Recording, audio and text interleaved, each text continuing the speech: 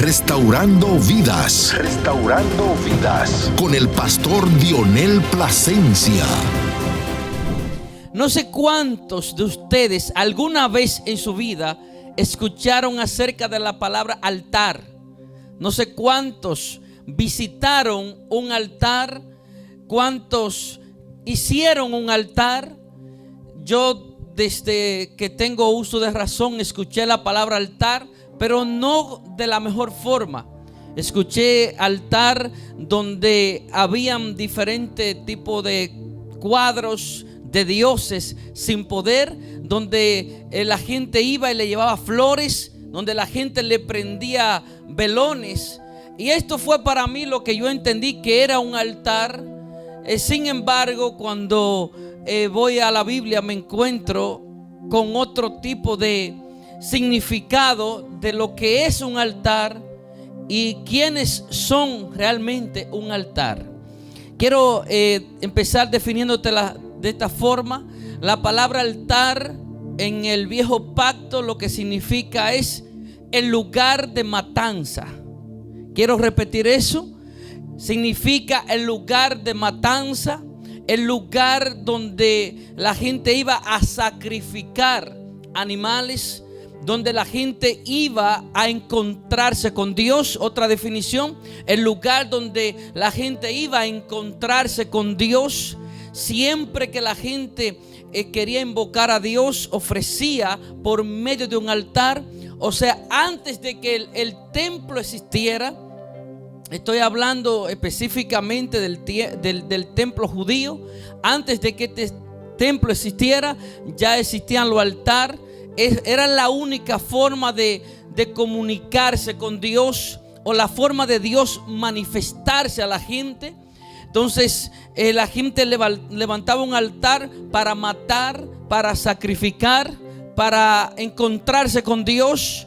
Luego vino el templo, y luego el lugar del altar, en parte del templo se ubicó en algún lugar, se ubicó un altar. Pero no necesariamente donde hubiera un templo había un altar. Pero a veces, usualmente sí existía el templo en algún departamento del templo. Repito, existía el altar. Fue creado el altar para sacrificar. Hay una palabra donde el apóstol Pablo dice que nosotros somos templo del Espíritu Santo. O sea, se cambia la forma de Dios manifestarse. Antes Dios se manifestaba a través de un altar. Ahora se cambia la forma después que Jesús viene. Dice, ya no me voy a glorificar, no me voy a manifestar a través de un altar, sino que ustedes mismos ahora son el templo. Es diferente a un templo a un altar. El templo contiene todos los componentes habido y por haber. Está completo. Un templo está completo. Eso somos nosotros. Ahora, el altar era simplemente un departamento. Si lo traemos al nuevo pacto, podríamos decir, ¿todavía existen altar físicamente? ¿Puede haber un lugar en la iglesia donde se venga a traer animales para degollarlo y derramar sangre? ¿O acaso en la palabra de Dios no está diciendo que nosotros somos ahora el templo? Y el templo contiene esa parte del altar. Entonces, en nosotros que somos el templo del Espíritu Santo, donde Dios se manifiesta. Nótese que para Dios hablar, para Dios manifestarse, era en un lugar específicamente. Era en ese altar. No existía nada de que cualquier persona estuviera sintiendo la presencia de Dios, porque no se movía a través de la gente. Se movía por medio de un altar.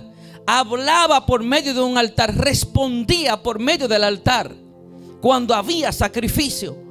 Pero ahora Cristo dice, ya no quiero, ya la presencia de Dios no quiere morar en un lugar físico, sino que ahora la presencia sale del lugar físico y quiere meterse en medio de cada uno de nosotros, adentro de cada uno de nosotros. Entonces, cuando la Biblia dice que somos templo del Espíritu Santo, está diciendo, ustedes son el lugar completo. No solamente son un altar, ustedes contienen todos los componentes, todos los utensilios de oro. Todo lo que había en el libro de Apocalipsis, capítulo 9, versículo 13, se habla de un altar de oro. Entonces, nosotros no somos un altar, sino que somos un templo donde usted va a encontrar allí todo, pero en oro, refinado por Dios. Ahora, si la gente quiere consultar a Dios, no tiene que ir a un lugar, porque ahora anda con la presencia de Dios, anda con el templo. Entonces, es maravilloso y es hasta sorprendente cómo muchas personas en la actualidad adoran más a un lugar físico que a la presencia de Dios que está en ellos. He visto gente respetar al altar, pero comen como animales, descuidando el templo de Dios, el templo del Espíritu Santo. Dicen, no podemos comer alimentos en el altar porque es una falta de respeto a Dios. Está bien que piense en honrar un lugar que pudiera ser la escuela, que pudiera ser tu habitación, pero cuando nos desenfocamos de lo más importante y pensamos que honrando el lugar y deshonrando nuestro propio cuerpo, descuidando la presencia de Dios que ya no está aquí, sino que está aquí. Mañana nos podemos ir de este lugar y esto no será un altar. Este será un lugar para vender bicicletas. Este será un lugar para hacer pan. Pero la presencia de Dios no desapareció, porque donde quiera que tú vayas, allí va la presencia de Dios. ¿Cómo la gente, cómo llegamos hasta ahí? Nos descuidamos de lo que está en nosotros y queremos proteger lo que está afuera de nosotros. Creemos y hasta le llamamos el lugar santísimo. No existe ya más lugar santísimo. No existe más el altar físicamente. Ahora un altar dentro de ti. Pero tú eres un templo. Entonces hay una parte de ti que es donde Dios quiere la dedicación, donde Dios quiere el sacrificio, donde Dios quiere que tú sacrifiques algo para Dios, pero está dentro de ti. Eso es lo que se debe de cuidar ahora, que la presencia, que el Espíritu Santo que mora en nosotros no se apague, que no se contrite el Espíritu Santo que está en ti. No está en un lugar físicamente. Y es para muchos le va a chocar y va a decir, ¿cómo es eso? Yo pensaba que era en la iglesia nada más. No, fuiste sellado por el Espíritu Santo el día que recibiste a Jesús en tu corazón. Hay un sello dentro de ti que ahora eres un templo. El templo pudiera representar tantas cosas: el lugar de adoración, el lugar, por el otro lado, dentro de ese templo está el altar, lugar de sacrificio, el lugar donde hay matanza, donde hay muerte. Por eso el apóstol Pablo dice, ya no vivo yo, hubo una matanza en mí.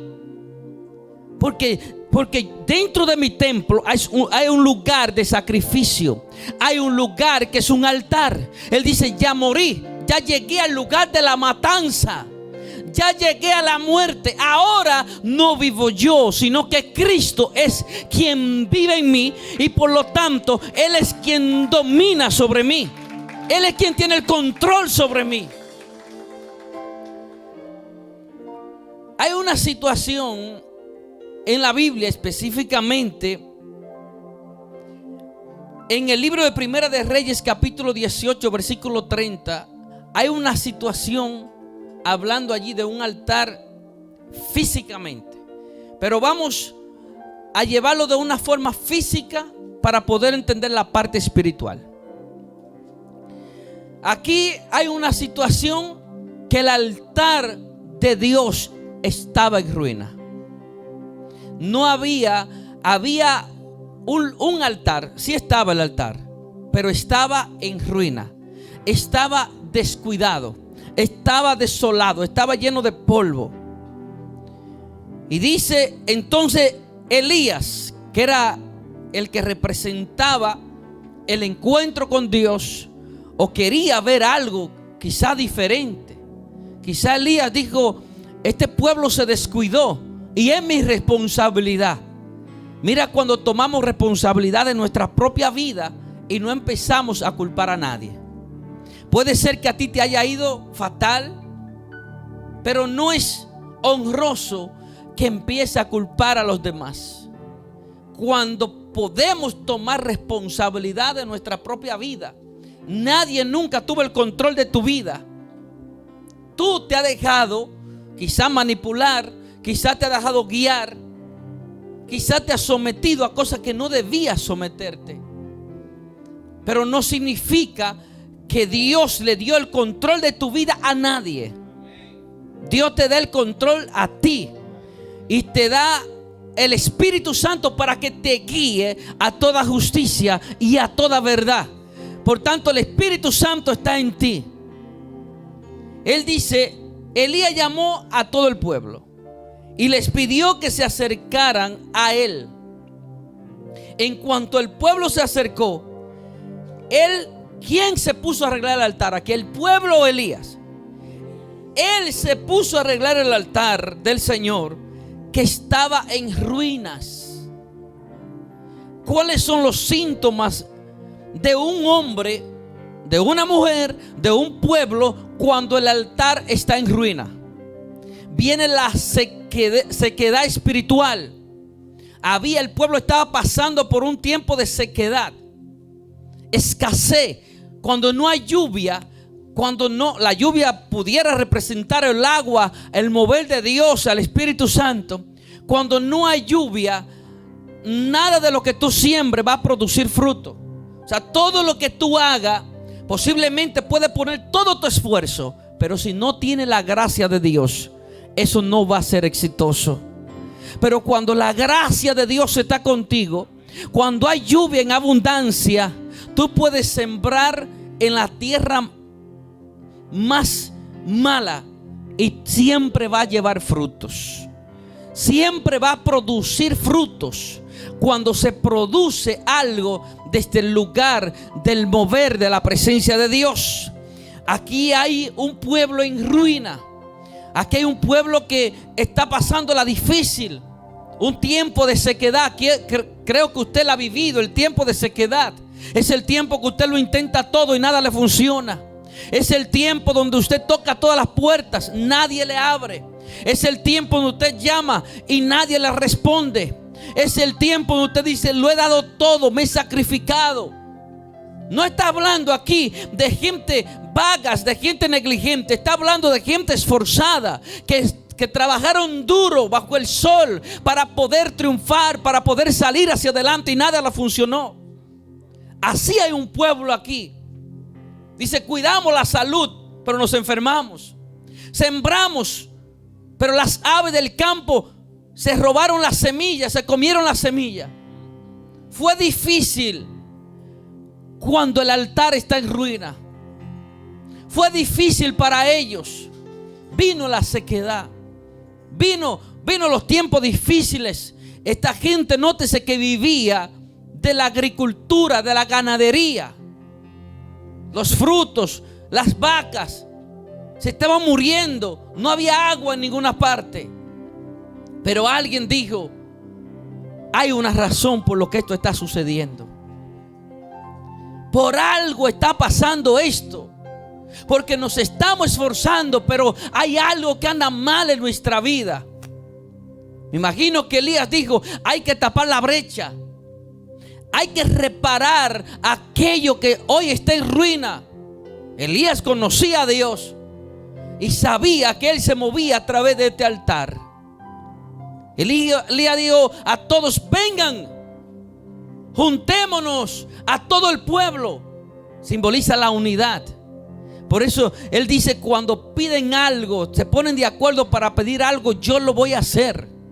Es el poder de la unidad. Cuando hay un grupo de personas que anda unidad, cuando hay una familia, una empresa, una iglesia, Dios dice, hasta que no te ponga de acuerdo, no lo haré. Simple. Elías podía él solo irse a la montaña y decir, va a caer fuego, va a caer agua, qué sé yo. No, dijo, aquí hay un poder cuando estamos unidos. Hay un poder cuando oramos juntos, cuando nos congregamos juntos a adorar a un solo Dios. Así que vamos a ponernos de acuerdo. Así que vamos a clamar. Y juntó todo el pueblo. Y lo primero que Elías hizo aquí, antes de orar, antes de hacer cualquier cosa, fue arreglar el altar. Es arreglar el terreno. Es arreglar parte de nuestra vida que no andan bien. Es cuando nos damos cuenta y decimos, hay una actitud en mí que no es normal. Me molesto por nada, por todo y por si acaso. Algo no anda bien en mí. No sé cuánto le ha pasado. Yo lo he vivido, he dicho, pero ¿por qué me molesta todo? Y es como la mujer cuando no la atienden en la noche, al otro día, todo le molesta. Y así andamos muchas veces. Porque necesitamos la atención de Dios. Quizás no la necesita de un hombre, o sí, las mujeres lo necesitan también. Pero más de Dios, hablando en términos espirituales, necesitamos, dependemos de ese Dios todopoderoso. A veces hay reacciones en nosotros que decimos, pero ¿por qué trato así a mis hijos? ¿Qué me han hecho mis hijos? ¿Por qué tienen que pagar lo que yo pasé en el pasado? ¿Por qué tienen que sufrir lo que a mí me tocó vivir? ¿Por qué la gente que está a mi alrededor sufre? Por mi culpa. Porque de que no soy fácil, no soy fácil. Se me hace difícil comunicarme. Son cosas simples que a veces la pasamos porque Dios está trabajando en nosotros. En cada uno de nosotros hay una área donde necesitamos reparar el altar. Entonces, a veces nos dicen algo, nos irritamos. No nos dicen nada, nos irritamos. Mira a la gente que se molesta cuando no lo llaman. Pero si lo llaman, dice, esta gente se llama mucho. Si lo llaman, si no lo llaman, si le dan, si no le dan. Porque hay un problema adentro en el corazón. Hay algo interno. Y a veces la dejamos pasar por alto. Pero cada uno de nosotros, repito, es un templo. Y en la parte quizá exterior, interior, en algún rinconcito de tu vida, tiene un altar. Y cuando ese altar anda mal, todas las demás cosas pueden andar mal o mal. Pueden caminar, puedes esforzarte, pero tú sabes que algo no anda bien. Pero seguimos. A veces parece ser que nosotros continuamos y continuamos y continuamos. Sabemos que algo no está bien, pero lo dejamos pasar por alto. Y esta vida se trata de resolver conflictos, de enfrentar. A veces tenemos miedo de confrontarnos a nosotros mismos.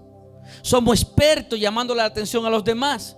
Somos expertos criticando, juzgando, diciendo qué está bien, qué no está bien en la vida de los demás. Pero ¿cuándo se levantarán los Elías y dirán, yo tengo que tomar responsabilidad de mi propio altar? Sépase que ya nadie va a reparar su altar. Yo no puedo reparar el altar suyo, usted no puede reparar el mío.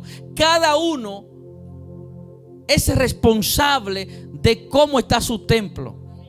Si está barrido, posiblemente su templo tenga cierta basura que tenga que barrerla, echarla afuera. Quizá el altar esté en ruina. Cualquier cosa puede ocurrir. Ahora, lo que Dios quiere, que cada uno se mire a sí mismo, se puede escudriñar el porqué de las cosas. Cada una de las cosas que donde hemos llegado, sea positivo o negativamente, es por algo. Muchos dicen no, porque fue la voluntad de Dios que yo viva enfermo. Es la voluntad de Dios que yo viva de esta forma. Quiero decirle que Dios es un padre, y los que son padres sabrán esto, que los padres quieren lo mejor para sus hijos. El hijo puede ser el criminal más grande, y un padre nunca va a dejar de amarlo. Siempre va a ser su hijo, siempre va a ser su bebé, siempre va a ser su pequeñito. Haga lo que haga, el amor no va a cambiar.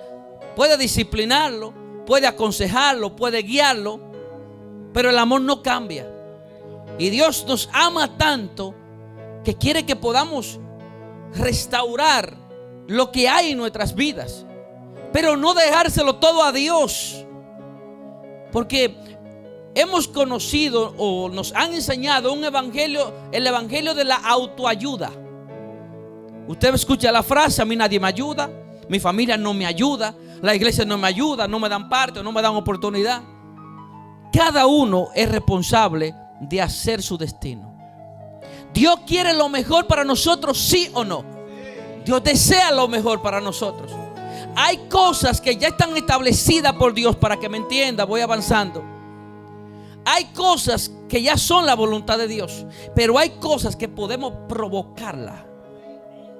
Hay milagros, Emma, la mayoría de milagros en la Biblia fueron hechos por Dios, por gente que no era normal, por gente que insistieron en recibir el milagro, por gente que nunca se rindió, por gente que aunque le decían cállate, ellos gritaban más fuerte, por gente que decían yo llegaré, por gente esforzado, por gente valiente, por gente que los mismos discípulos le decían a Jesús: despáchala ya, dile que se calle.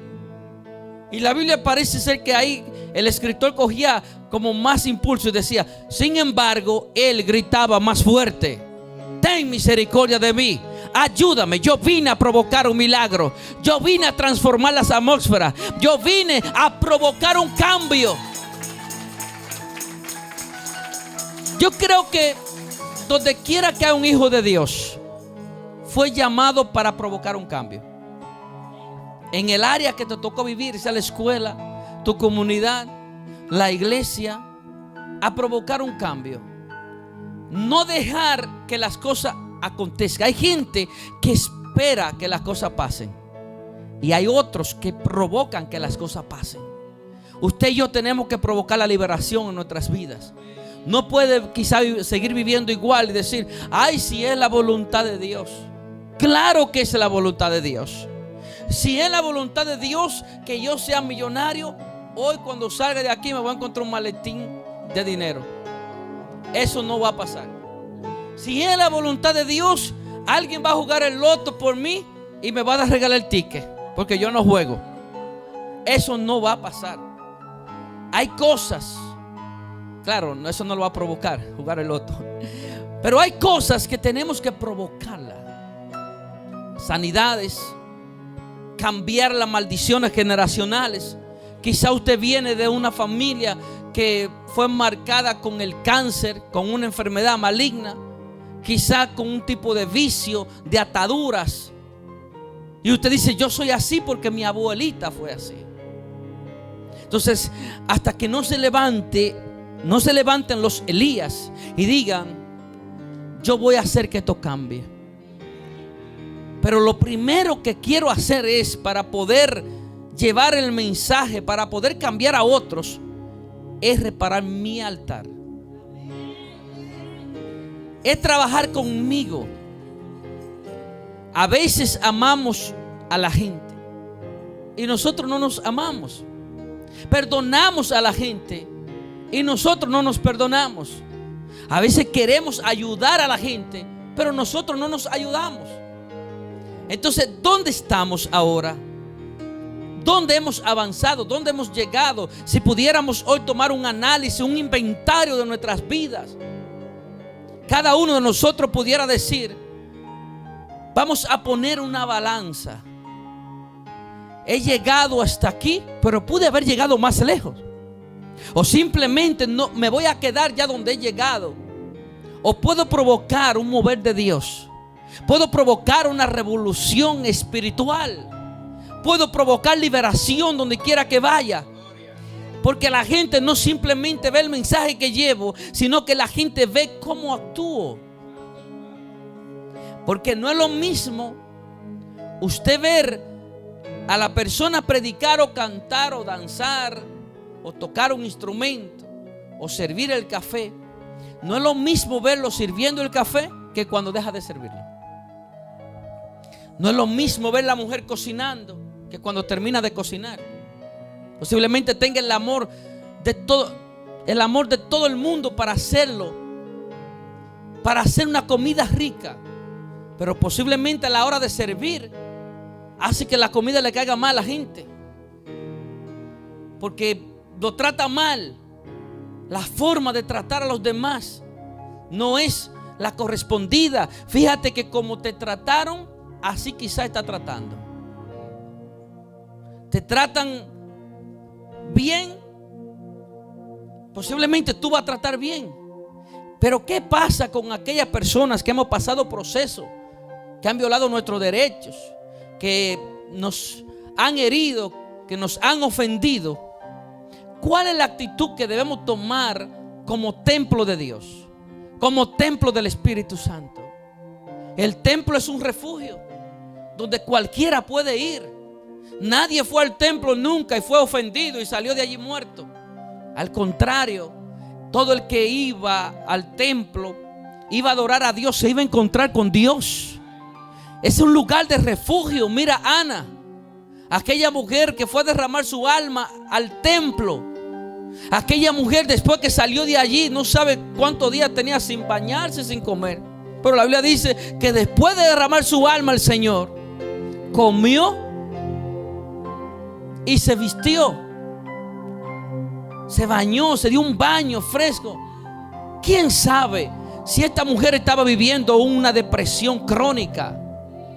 Pero cuando fue al templo, se encontró con Dios, derramó su alma, de allí salió nueva. Entonces, permítame poner este ejemplo. Si la Biblia dice que nosotros somos el templo de Dios, el templo del Espíritu Santo, muchas veces creemos que el templo es para que la presencia de Dios se manifieste solamente. Y es más que esto. El templo de Dios es un lugar de restauración, es un lugar de salvación, es un lugar de liberación y es un lugar de refugio. Ponte a pensar que ahora mismo tú eres el templo de Dios, pero queremos los beneficios, no lo que ofrecemos. Soy el templo de Dios y el Espíritu Santo está sobre mí, el poder está sobre mí. Pero también, si eres el templo de Dios, tiene que ser un refugio para tu familia.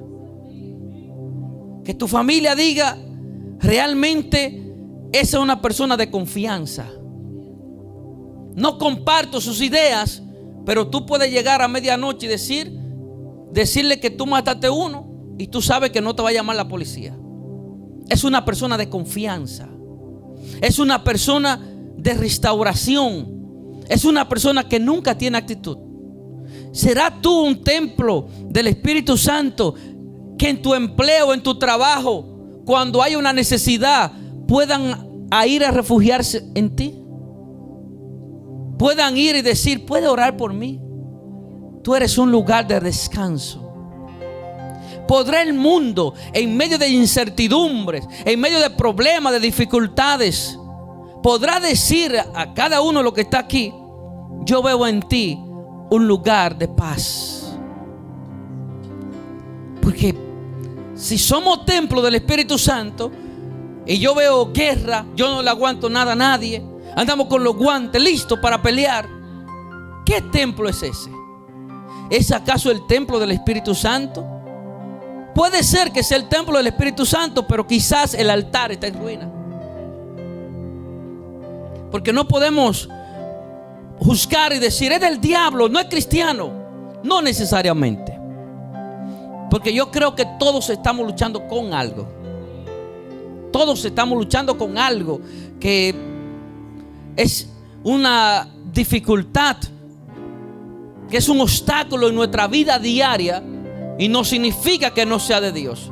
No significa que no sea el templo del Espíritu Santo. Quizás hay algo que sea tu altar.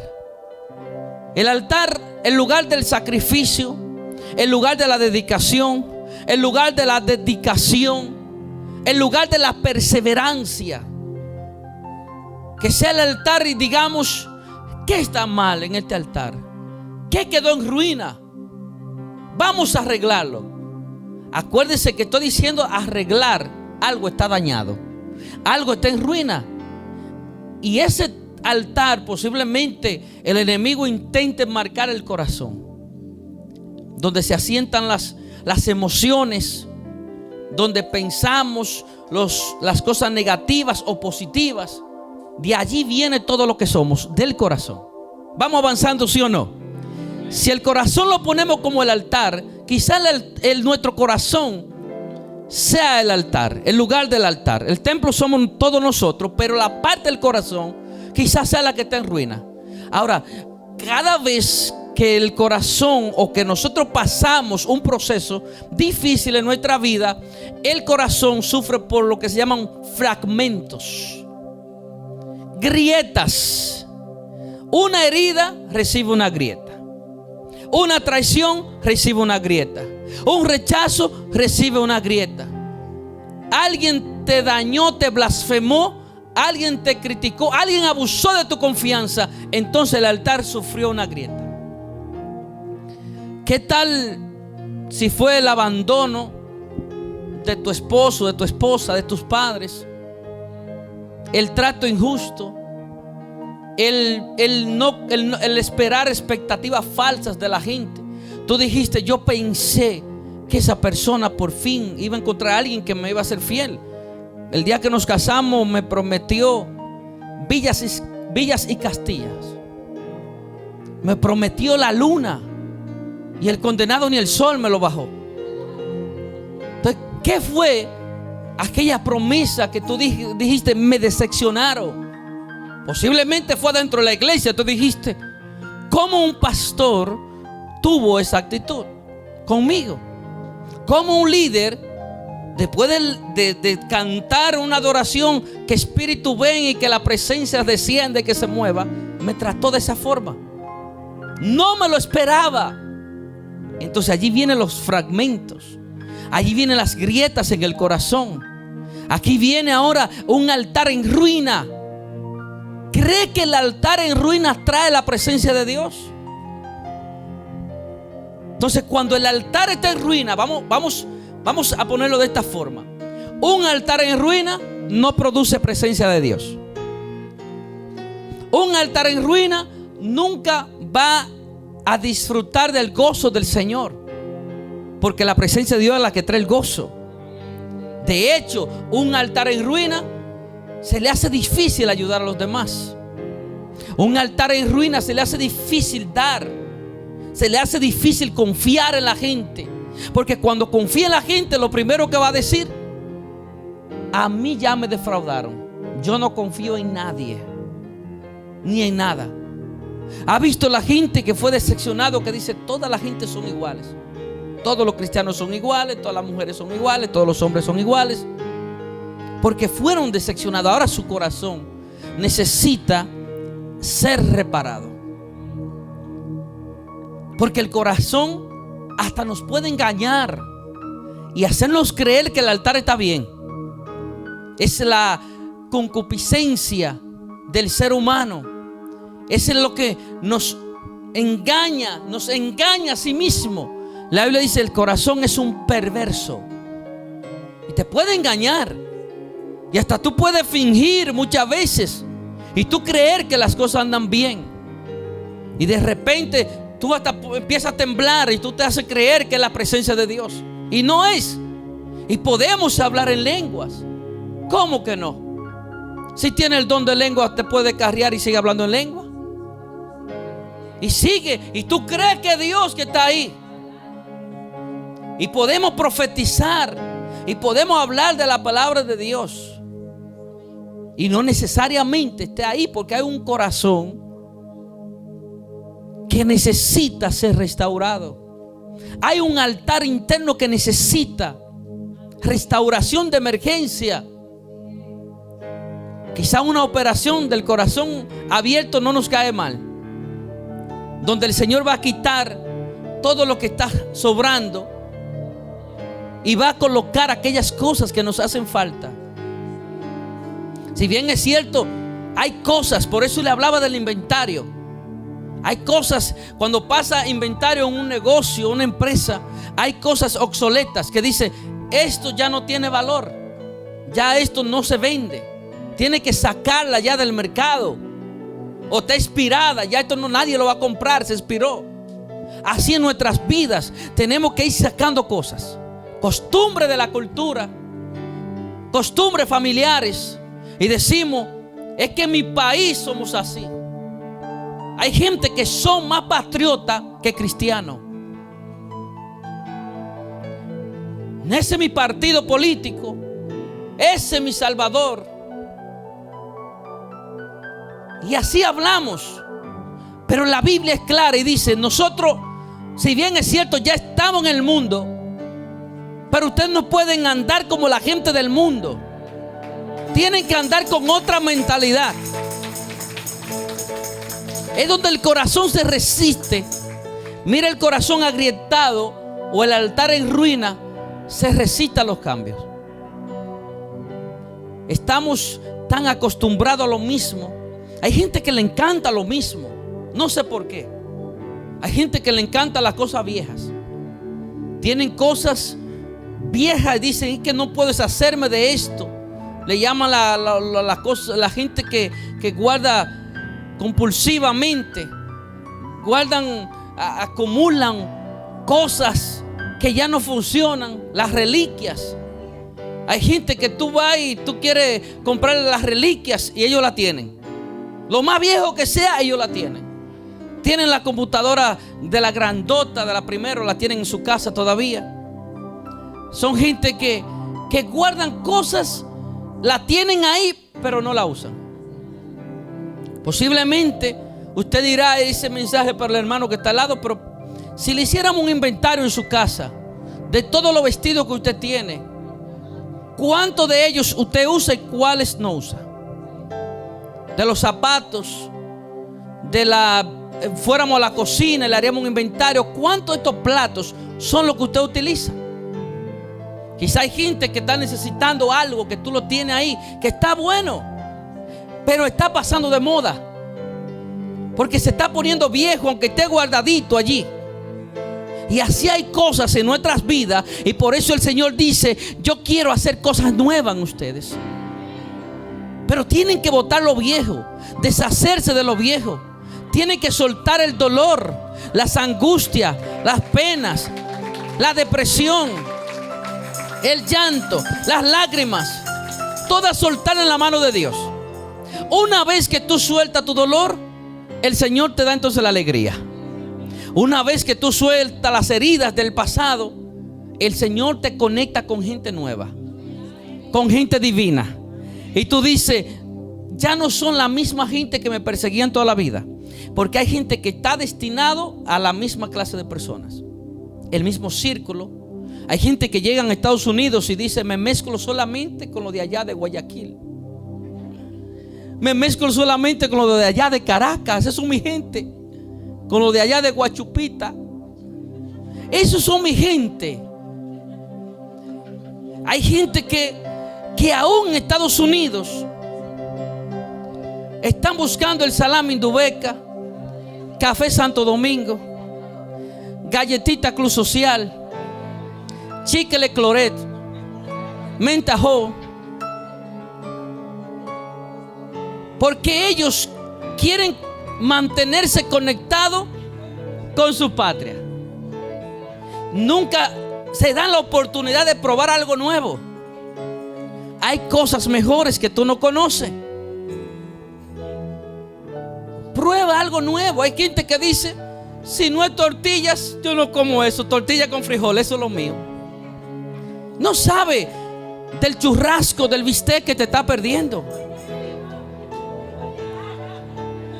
Y eso pasa muchas veces con las relaciones. ¿Cuántos de nosotros hemos tenido amigos y decimos: es que es mi amigo de toda la vida? Sí, pero ese amigo te incita a pecar. Ese amigo es negativo. Ese amigo no cree en ti. Dale 2 patadas que vuele lejos. Porque Dios quiere conectarte con cosas nuevas.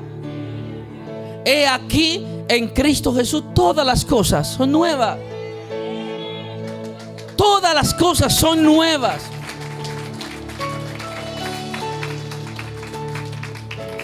Si el altar representa la forma de Dios manifestarse, ese altar tiene que estar en orden. El altar tiene que estar listo, preparado para cuando venga la presencia de Dios. Que cuando la presencia de Dios llegue a tu vida, se convierta no solamente en una visitación. Mira la gente que ora: Espíritu Santo, visítanos. Porque no le interesa la permanencia de la presencia de Dios. Bienvenido, Espíritu Santo. No estaba, entonces se le da la bienvenida.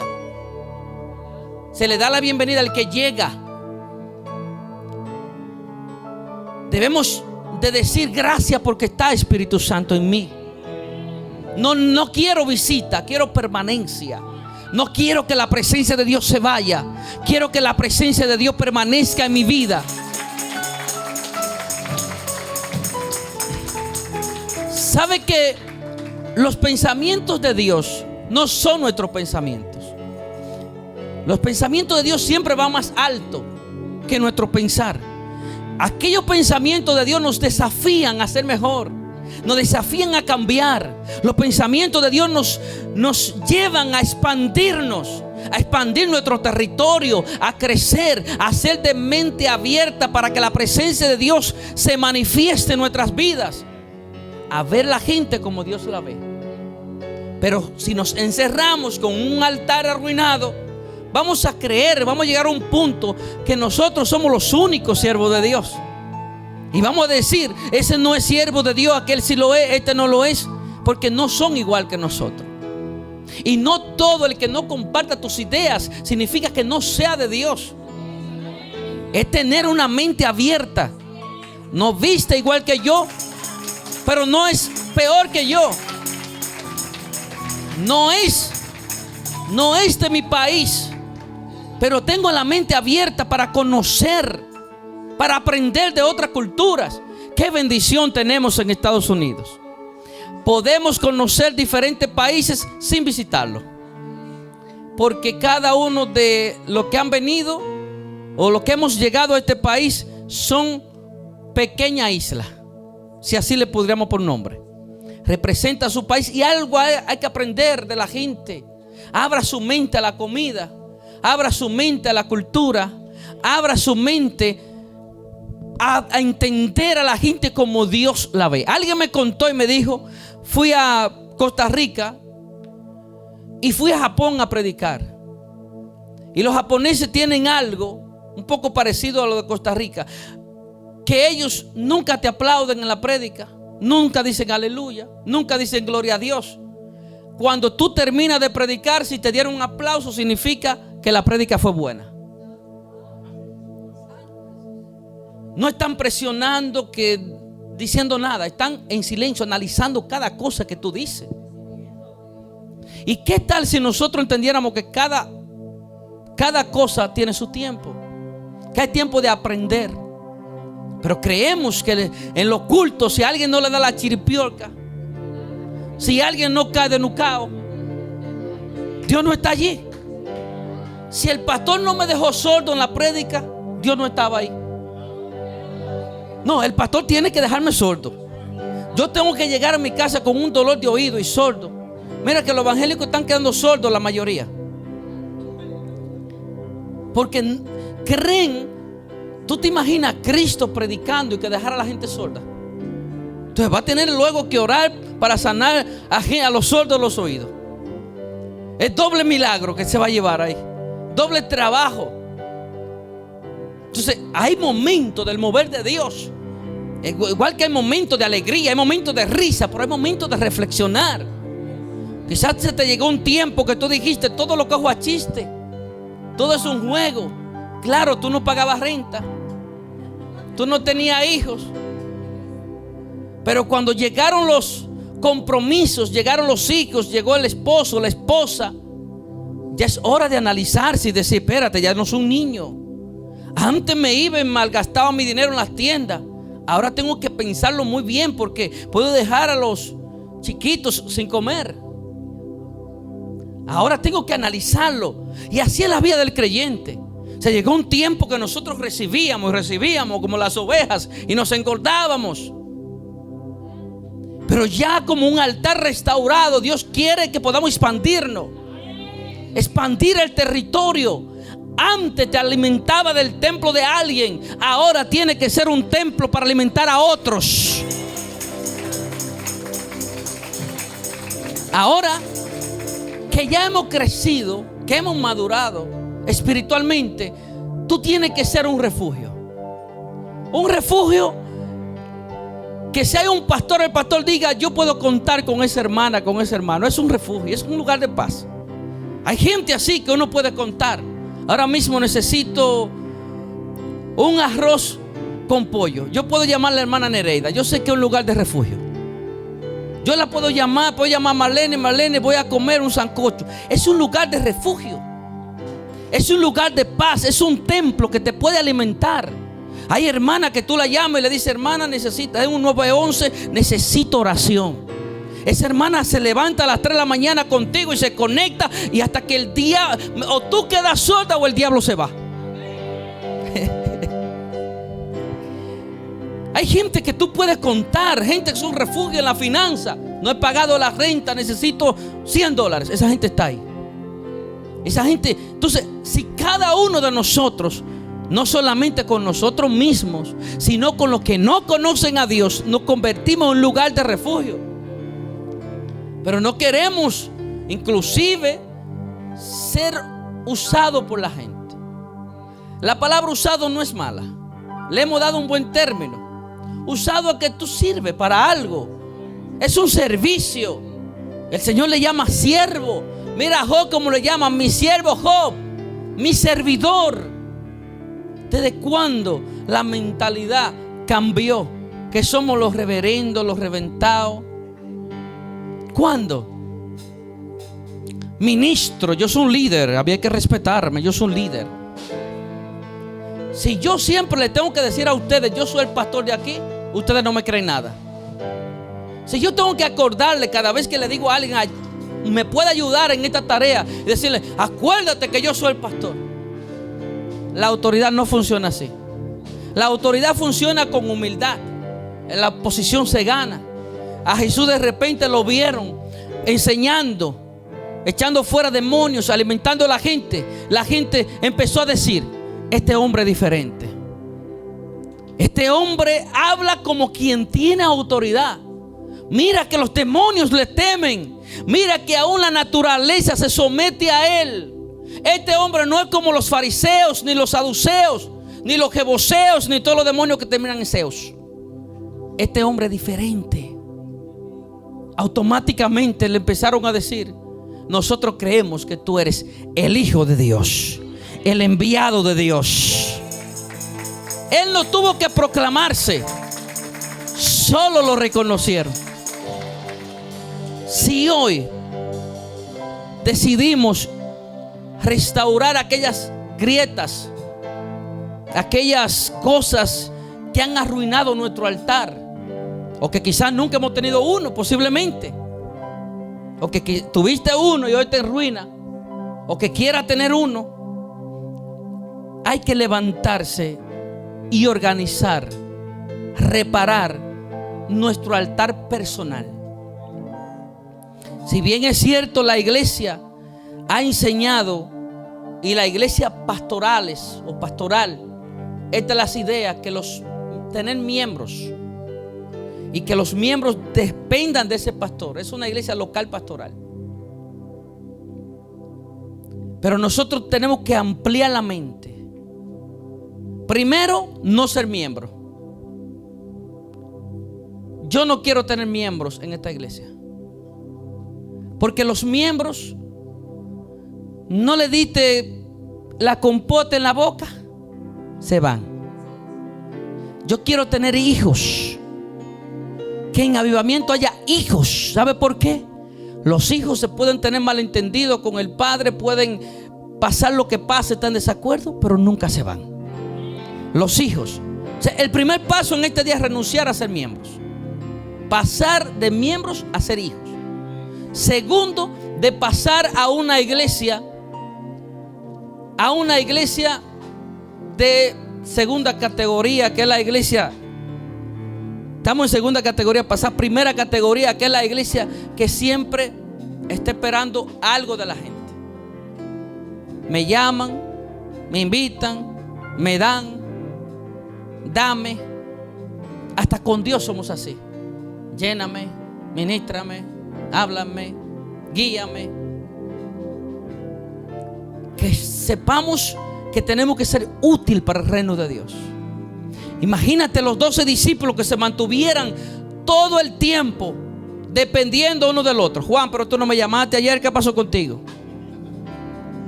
Judas, no contesta, te ahorcaste ya. Y Pedro, desde que negué a Jesús, como que me ha dado la espalda. Y Tomás dice, pero yo simplemente porque dudé, ya no me ven parte del pueblo. Ellos tuvieron que tomar una decisión y arreglar, reparar las grietas en su vida. Hubo uno que dudó, hubo uno que traicionó, hubo uno que lo negó, pero todos tuvieron algo en común, que fue tomar la decisión de reparar el altar personal. Una vez pasó eso, se pudieron expandir al mundo entero. Porque cuando somos ovejas que nos alimentamos, que exigimos, que pedimos, nunca vamos a crecer. ¿Sabe cuándo tú creces? Cuando tú empiezas a dar. Lo que sea, cualquier cosa, sea amor, sea cariño, sea entrega, sea abrazo, sea besos, sea ayuda, lo que sea, con una actitud. Sea orar por la gente, sea organizar las sillas, sea brindar el café, qué sé yo, cualquier cosa que tú empieces a dar, te va a sentir útil. Y una vez que te sienta útil, el poder de Dios va a venir sobre ti.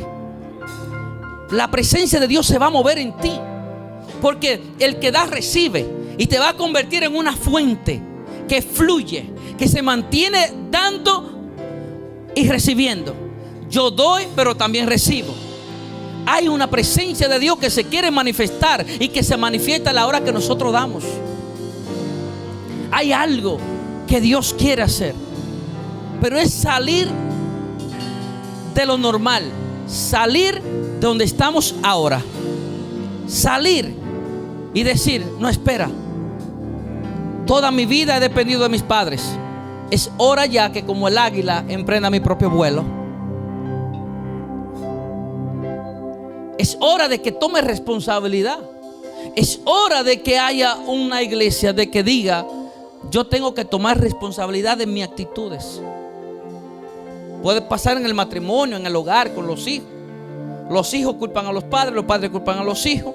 El esposo culpa al esposo, el esposo culpa a la suegra culpa al diablo, y es una cadena. Y nadie toma responsabilidad. Pero cuando cada uno diga, yo estoy en la iglesia de avivamiento por algo, Dios me trajo con un propósito divino, soy un altar, soy un templo, y en mi altar voy a sacrificar algo. Sacrificio, dar, entrega, matanza, matar el ego, el orgullo.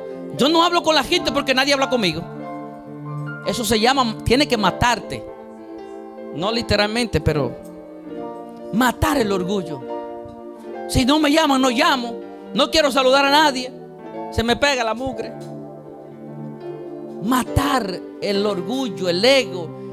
Somos un solo pueblo, un solo remanente, uno.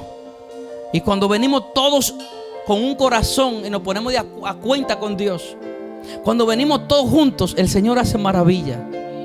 El diablo le teme a una iglesia unida, con una visión, con un propósito, con un llamado, con un Dios, con un Espíritu Santo, con altares reparados. El diablo le teme a eso. Hasta los ángeles se ponen nerviosos. Los ángeles dicen, van a gozar y a disfrutar de cosas que nosotros no recibimos aquí arriba. Y hoy es el mejor día. Te pregunto, ¿está dispuesto a reparar tu altar? ¿Está dispuesto a mirar aquellas grietas, lo que sea, sean heridas del pasado, sean situaciones, conflictos internos, que estés luchando todavía, que no encuentres solución? El problema de muchos es que hablamos demasiado. El problema de otros, que no hablan nada. Por eso en Dios, cuando somos guiados por el Espíritu Santo, Él pondrá la palabra, Él pondrá el hacer como el querer, como el hacer. Él pondrá lo que haga falta en nuestras vidas. Solamente lo que le dijo Elías al pueblo: vengan, vamos a reparar. Restaurando vidas. Restaurando vidas. Con el pastor Dionel Plasencia.